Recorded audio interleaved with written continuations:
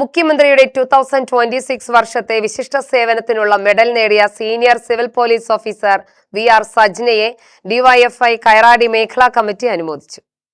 K Preman MLA മേഖലാ കമ്മിറ്റിയുടെ ഉപഹാരം കൈമാറി.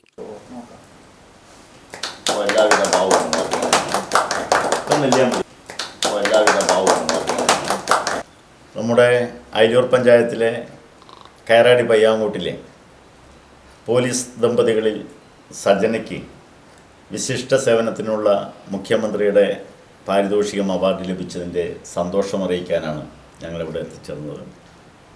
കഴിഞ്ഞ 12 വർഷമായി പോലീസ് സേനയിൽ അവർ ജോലി ചെയ്തു വരുന്നു.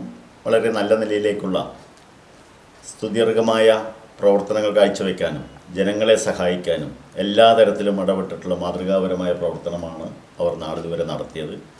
അവരുടെ ഭർത്താവും അതുപോലെ തന്നെ പോലീസ് സേനയിലാണ്. അദ്ദേഹം ജോലിക്ക് കയറിയിട്ട് എത്ര വർഷമായി?